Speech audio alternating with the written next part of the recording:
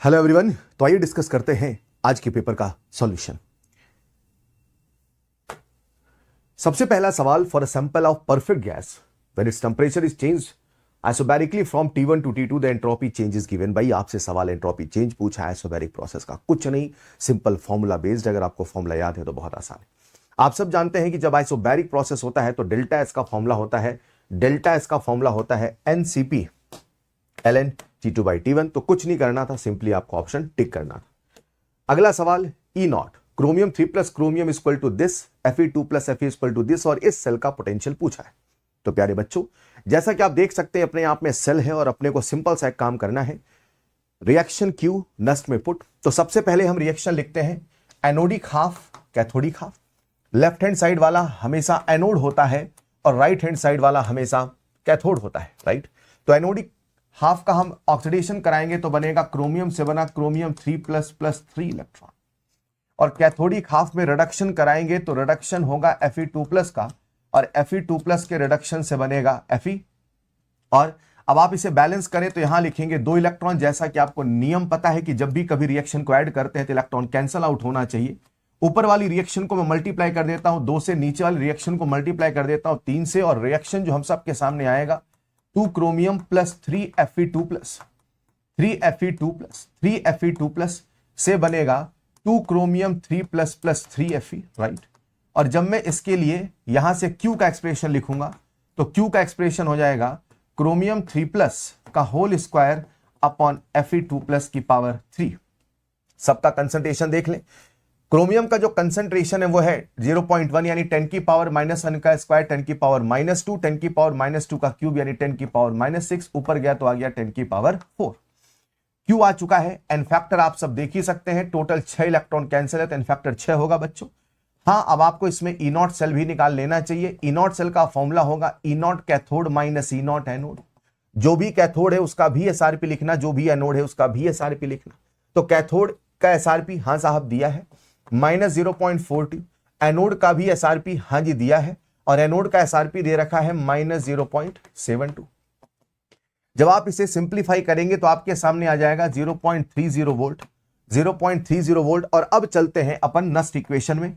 तो Nernst equation का formula प्यारे बच्चों, E cell equal to E0 cell -0.06 upon n log Q 10 की पावर 4। सो सिंपल आंसर आप सबके सामने आ चुका है 0.26 volt. So the answer is nothing but 0.26 volt. आइए चलते हैं अगले सवाल की ओर। When 100 ml of 0.1 molar acetic acid is completely neutralized by NaOH, सवाल कहता है कंप्लीट न्यूट्रलाइजेशन। तो अगर सवाल में कंप्लीट न्यूट्रलाइजेशन होता है यानी कि जो हमारा सॉल्यूशन बनेगा वो सॉल्ट बनेगा, और सॉल्ट बनेगा CSCCONA का, राइट। और अगर CSCCONA का सॉल्ट बना मतलब ये सॉल्ट का सॉल्यूशन है बच्चों। और अगर ये सॉल्ट का सॉल्यूशन है तो आप देख सकते हैं कि यहां पे इसका जो पेरेंट बेस है वो NaOH स्ट्रॉन्ग बेस है, और अगर पेरेंट इसका स्ट्रॉन्ग है, जो स्ट्रॉन्ग होता है वही सॉल्यूशन के नेचर को डिसाइड करता है। तो इसका जो पेरेंट है वो स्ट्रॉन्ग बेस है, यानी मैं कह सकता हूं इसका pH ग्रेटर देन 7 है। इसे ऐसे भी किया जा सकता और इसे ऐसे भी किया जा सकता। कि आप सबको pH का फॉर्मूला याद है, 7 plus half pKa plus half log C। तो आप देख सकते हैं कि 7 प्लस समथिंग समथिंग है, यानी इसका जो pH होगा वो 7 से ज्यादा होगा। सो answer will be option number 3। आइए बढ़ते हैं अगले सवाल की ओर। अगले सवाल में कुछ नहीं करना, आपको सिंपल सा मोल कंसेप्ट लगा के आंसर बताना था। 88 ग्राम ऑफ CO2 यानी CO2 का 88 ग्राम, तो कितने मोल हो गए? 2 मोल। मुझे लगता है फर्स्ट का सेकंड होगा। भाई सवाल खत्म हो चुका है, सवाल खत्म हो चुका है, कुछ नहीं करना, आंसर ऑप्शन 1 होगा। बाकी सब मैच करने की आवश्यकता नहीं, आप अपनी प्रैक्टिस के लिए मैच कर लेना। आइए चलते हैं अगले सवाल की ओर। Which of the following mixtures can act as a buffer? इसमें से कौन सा मिक्सचर बफर का काम करता है? तो प्यारे बच्चों, आप सबको ऑर्गेनिक केमिस्ट्री का नियम पता है। सबसे पहले सॉल्यूशन को पहचानिए, रिएक्शन होती है तो रिएक्शन कराइए, बनने वाले सॉल्यूशन का पता लगाइए। तो पहले जो हम सबके सामने है HCl प्लस CSCCONA, राइट।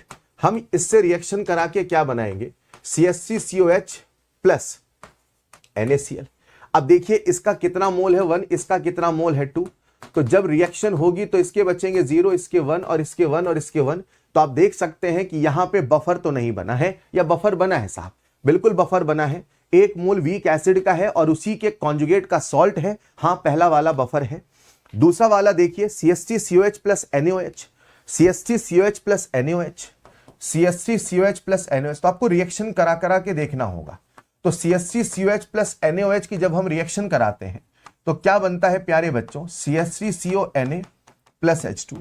इसके कितने मोल है, 2, इसके कितने मोल है, 1। T बराबर 0 पे किसी टाइम T पे ये 1 होगा, ये 0 होगा, ये 1 होगा, ये 1 होगा। तो क्या वीक एसिड है, क्या उसका सॉल्ट है, हाँ ये भी बफर है। फिर चलते हैं थर्ड वाले की तरफ, CH3COH plus NaOH same reaction 3:1 है, तो इसका 3 है, इसका 1 है, तो इसका 2 बचेगा 1, हाँ ये भी बफर है। फिर चलते हैं चौथे वाले ऑप्शन की ओर, CH3COH प्लस NaOH और दोनों का 1:1, CH3COH प्लस NaOH और दोनों का 1:1 है, यानी कि पूरा का पूरा सॉल्ट बनेगा। और अगर केवल सॉल्ट है तो फिर ये बफर नहीं है, यानी आंसर होना चाहिए 1, 2 एंड 3 बट नॉट 4। राइट बच्चों, आइए चलते हैं अगले सवाल की ओर। अगला सवाल, 50 ml aqueous solution of FeSO4 required 12 ml of KMnO4 in acidic medium. The reaction is molarity of ferrous sulfate। कुछ नहीं करना मेरे भाई, gram equivalent of ferrous sulphate equal to gram equivalent of KMnO4। अगर ये आपको आता है तो सवाल बहुत ही आसान है। राइट, अब ग्राम इक्विवेलेंट में फॉर्मूला मोलारिटी का लगाऊं तो molarity into N factor into volume, KMnO4 में फॉर्मूला मोलारिटी का, molarity into N factor into volume. इसका मोलारिटी हमें पता नहीं है, Fe2+ से Fe3+ बन रहा, मतलब ऑक्सीडेशन हो रहा तो एन फैक्टर 1 होगा, इसका जो वॉल्यूम है वो 50 होगा। यहां पर मोलारिटी हमें दे रखा है yes sir, N factor acidic medium है क्या, यस सर, और अगर एसिडिक मीडियम है तो एन फैक्टर 5 होगा, वॉल्यूम दे रखा 12, इसे करिए सॉल्व, आप सबके सामने मोलारिटी आएगा और शायद जो मोलारिटी आता है वो 0.024 के आसपास आता है। ठीक है, तो आइए चलते हैं अगले सवाल की ओर। अगले सवाल की ओर, which of the following electronic configuration is correct according to the Hund's rule. तो हुंड्स साहब कहते थे कि आप इलेक्ट्रॉन की पेयरिंग तब तक नहीं करेंगे जब तक किसी भी डिजनरेट ऑर्बिटल में इलेक्ट्रॉन सिंगली ऑक्युपाइड ना हो। तो एक ही मुझे सिंगली ऑक्युपाइड दिख रहा, मुझे लगता है आंसर होगा ऑप्शन नंबर 2। अगला सवाल, the melting of ice in water decreases with increase in pressure. एक एक ऑप्शन चेक करना होगा। सवाल आपसे पूछा है, बताओ कौन सा ट्रू कौन सा फॉल्स है। ठीक, unit of equilibrium constant Kc, मोल पर लीटर की पावर डेल्टा Ng, मुझे बिल्कुल सही लग रहा है, मुझे बिल्कुल सही लग रहा है। Right, equilibrium constant can also be expressed as dimensionless quantities with the standard state of reactant and product are specified, सही बात है। The equilibrium state can be attained from both side, बिल्कुल सही बात है। तो स्टेटमेंट नंबर 2, नंबर 3, नंबर 4 तो सही है, नंबर 2, नंबर 3, नंबर 4 तो सही है। नंबर 1 को देखते हैं, the melting of ice in water decreases with increase in pressure. तो प्यारे बच्चों, ये मैंने आपके सामने आइस और वाटर का इक्विलिब्रियम लिखा। अब हम प्रेशर बढ़ा रहे हैं, तो आप सबको रूल पता है वो लिफ्ट वाला, कि जैसे हम प्रेशर बढ़ाते हैं सिस्टम हमेशा उधर चला जाएगा जिधर जाने से वॉल्यूम घटेगा। तो सॉलिड और लिक्विड में किधर जाने से वॉल्यूम घटेगा, लिक्विड की तरफ। यानी अगर हम प्रेशर बढ़ाएंगे, राइट, अगर हम प्रेशर बढ़ाएंगे तो आपको रूल याद है, प्रेशर के बढ़ाने से इक्विलिब्रियम किधर चला जाएगा, फॉरवर्ड। तो सवाल कहता है the melting of ice in water decreases. नहीं भाई, ज्यादा लिक्विड बन रहा है मतलब मेल्टिंग बढ़ रहा है, मतलब मेल्टिंग ज्यादा हो रहा है, मतलब पहला वाला स्टेटमेंट गलत है। तो आंसर हो जाना चाहिए फॉल्स, ट्रू ट्रू ट्रू, यानी ऑप्शन नंबर 3 चलेगा। आइए चलते हैं अगले सवाल की ओर। अगला सवाल फर्स्ट ऑर्डर का ग्राफ पूछा है, बस आपको थोड़ा सा ध्यान देना था, यहां मोलर कंसंट्रेशन ऑफ प्रोडक्ट लिखा है, रिएक्टेंट नहीं। बच्चे कई बार गलती करते हैं और वो भूल जाते हैं ग्राफ बनाया किसमें। हाँ, ये सही बात है कि फर्स्ट ऑर्डर एक्सपोनेंशियली घटता है, रिएक्टेंट घटता है, प्रोडक्ट घटता नहीं, प्रोडक्ट एक्सपोनेंशियली बढ़ता है। तो मुझे लगता है सी वाला, मुझे लगता है सी वाला तो कभी ग्राफ हो ही नहीं सकता। T12 और R0, यानी जैसे जैसे कंसंट्रेशन बदलेगा वैसे वैसे T12 कांस्टेंट रहेगा। हाँ, ये फर्स्ट ऑर्डर की पहचान है, T12 घटेगा, ये गलत बात है। आंसर ए होगा, आंसर ए होगा। डी चेक कर लेते हैं, ये लिखा है log R0/R वर्सेस टाइम। तो आप सबको IRL याद होना चाहिए मेरे बच्चों। IRL क्या कहता है, KT equal to 2.303 log A0/AT, और A0/AT को मैं कह सकता हूं, A0/AT को मैं कह सकता हूं R0/RT, बात बराबर है। ठीक, 2.3 को नीचे लाइए तो क्या बनेगा, KT/2.303 equal to log A0/AT। ये हो गया y axis, yes sir, x axis, yes sir, slope, yes sir, y बराबर mx+0, yes sir, answer will B this, yes sir, answer will B 4, सही सर, चलेगा। आइए चलते हैं अगले सवाल की ओर। Freezing point of 0.04 molar solution of a weak monoprotic acid is this, what is this degree of dissociation, आपसे अल्फा पूछा है। तो आप क्या करेंगे प्यारे बच्चों, delta TF equal to I into KF into M। Delta TF कितना है 0.1, सबसे पहले यहां से I निकाल लो, मोलैलिटी दे रखी है 0.04, राइट। जब आप इसको सॉल्व करेंगे तो आपके सामने यहां से I आएगा, I equal to 0.1 upon 1.86 into 0.04। ये आप सबके सामने आ चुका है I। लेकिन सवाल आपसे I नहीं पूछ रहा है मेरे भाई, सवाल आपसे पूछ रहा है अल्फा। अब उसने क्या बोला है, वीक मोनोप्रोटिक एसिड, यानी जो एसिड है वो HA होगा, ठीक। अब आप क्या कह दोगे, I equal to 1 plus n-1 into alpha, और यहां I की वैल्यू पुट करेंगे, n की वैल्यू 2 पुट करेंगे, n की वैल्यू 2 पुट करेंगे, यानी 1 प्लस अल्फा। तो जो भी I है उसमें से 1 माइनस हो जाएगा, राइट। जब आप इसको सॉल्व करते हैं तो व्हाट इज द अल्फा पूछा, और अल्फा ऑफ कोर्स 1 से तो कभी बड़ा हो ही नहीं सकता, आंसर यही कुछ होगा। और आप अगर इसे सॉल्व करेंगे तो जो अल्फा आएगा लगभग 0.34 के आसपास आएगा। तो सवाल आपसे डिग्री ऑफ डिसोसिएशन पूछा था, वैल्यू पुट करके सॉल्व करना था, राइट। सिंपल सवाल, आसान सवाल। आइए चलते हैं अगले सवाल की ओर। The heat of neutralisation of strong base and strong acid is this, the heat released when 0.5 mole of HNO3 added to 0.2 mole of NaOH। तो आप सबको पता है प्यारे बच्चों कि जब भी हम डेल्टा H न्यूट्रलाइजेशन निकालते हैं तो इसका फॉर्मूला होता है -57, उसने बोला है into gram equivalent of limiting reagent, ठीक। तो एक कौन है HNO3, आप इसका ग्राम इक्विवेलेंट निकाल लीजिए, इसका एन फैक्टर 1 है, मोल इंटू एन फैक्टर यानी 0.5, और दूसरा NaOH है, NaOH का ग्राम इक्विवेलेंट 0.2, राइट। तो आप जब इसे सॉल्व करेंगे -57 इंटू 0.2 जो LR है वही लिखना पड़ेगा। तो आंसर जो लगभग आएगा कितना आएगा, 11.40। द हीट रिलीज्ड बोला है इसलिए माइनस साइन लगाने की आवश्यकता नहीं, केवल मैग्नीट्यूड बता दीजिए, चलेगा बच्चों। आइए चलते हैं अगले सवाल की। At 300 kelvin activation energy of A is higher than B by 5.75 kilojoule per mole. मतलब जो A की एक्टिवेशन एनर्जी है वो B की एक्टिवेशन एनर्जी से 5.75 किलोजूल पर मोल ज्यादा है। अब हमें फॉर्मूला लगाना है, तो KB हो जाएगा A इंटू E की power minus EAB upon RT, और KA हो जाएगा A इंटू E की power minus activation energy of A upon RT, और दोनों को डिवाइड कर दो तो A से A कटेगा, ये बन जाएगा KB upon K equal to E की पावर ऊपर गया तो प्लस, है ना, activation energy of A minus activation energy of B upon RT।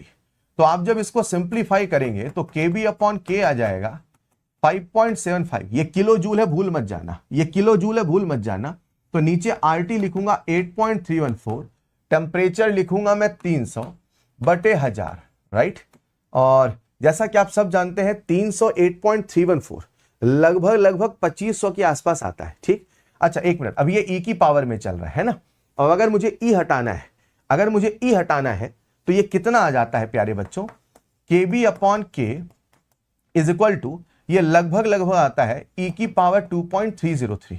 अब मुझे E हटाना है तो दोनों तरफ ln लेना पड़ेगा, तो ln KB upon K is equal to 2.303, ln को लॉग बनाना पड़ेगा, मैं एक स्टेप कर रहा हूं, 2.303 लॉग KB अपॉन K, ठीक है, इज इक्वल टू 2.303, ये कैंसल आउट होगा, तो लॉग KB अपॉन K1 आ चुका है, लॉग KB अपॉन K1 आ चुका है, यानी दुनिया वालों मैं कह सकता हूं KB अपॉन K 10 की पावर 1 यानी 10 आ सकता है, ऑलराइट।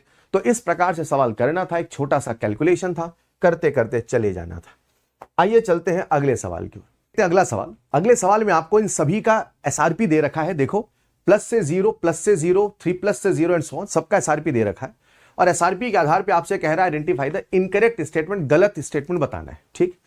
तो एक एक ऑप्शन चेक करिए, आपको SRP की बेसिस पता चल जाएगा। मैं सीधे उस ऑप्शन में आता हूं जो गलत है, TL3+ is a good reducing agent than TL+1। वो कह रहा है कि TL3+ ज्यादा अच्छा रिड्यूसिंग एजेंट है। तो अगर TL3+ ज्यादा, अगर ये ज्यादा अच्छा रिड्यूसिंग एजेंट है, मतलब ये दूसरे को रिड्यूस करेगा और खुद ऑक्सीडाइज होगा, और अगर खुद ऑक्सीडाइज होगा मतलब इसका SRP कम होगा, मतलब इसका एसआरपी कम होगा। तो चेक करिए क्या इसका एसआरपी इससे कम है। तो TL3+ का एसआरपी 1.26 है, इसका एसआरपी माइनस है, लेकिन इसका एसआरपी हम क्या बोल रहे हैं, अगर है तो एसआरपी कम होना चाहिए, लेकिन सच में इसका एसआरपी तो ज्यादा है। तो TL3+ is a good reducing agent than TL+1। ये स्टेटमेंट गलत है, ये स्टेटमेंट गलत है। चलेगा। तो प्यारे बच्चों ये रहा, मतलब आपके सामने जो ऑप्शन थे इनमें हो सकता है आपको कुछ और भी सही गलत लगे, लेकिन जो सबसे गलत है, गारंटी गलत है, आपको पता चल रहा कॉन्फिडेंस से, वो है सेकंड। इसीलिए बेस्ट ऑप्शन नंबर 4 ऑप्शन की नीड पे चले तो आंसर हो जाएगा सेकंड। अगला सवाल, for measuring resistance of an ionic solution in AC sources. बिल्कुल सही बात है कि जब आप कंडक्टिविटी सेल में कभी भी किसी इलेक्ट्रोलाइटिक सॉल्यूशन का रेजिस्टेंस निकालते हैं तो जो वोल्टेज सोर्स यूज करते हैं वो एसी यूज करते हैं, क्योंकि जो डीसी सोर्स होता है वो सॉल्यूशन के अंदर इलेक्ट्रोलिसिस कर सकता है और इलेक्ट्रोलिसिस से चीजें बदल सकती हैं, चीजें ना बदलें, इसीलिए हम वहां एसी सोर्स यूज करते हैं। ये बिल्कुल सही बात है। रीजन दिया है concentration of ionic solution will change if DC source is used, और इसलिए चेंज होगा क्योंकि वहां इलेक्ट्रोलिसिस हो सकता है। तो असर्शन भी सही है, रीजन भी सही है, and reason is the correct explanation, so answer will be option number 1। आइए चलते हैं अगले सवाल की ओर। We have an 3 aqueous solution of NaCl labelled as A, B and C with concentration this, और आपसे वॉन्ट ऑफ फैक्टर पूछा है। हाँ, तीनों सॉल्यूशन स्ट्रॉन्ग इलेक्ट्रोलाइट के हैं, और आपको क्लास में पढ़ाया गया कि भले तीनों सॉल्यूशन स्ट्रॉन्ग इलेक्ट्रोलाइट के हैं, भले हैं, लेकिन फिर भी जब हम डाइल्यूट करते हैं तो उनका अल्फा बहुत बहुत बहुत नेग्लिजिबल बदलता है। ऐसा ही सवाल जेईई मेंस में आया, ये एनसीईआरटी की टेबल का सवाल है बच्चों।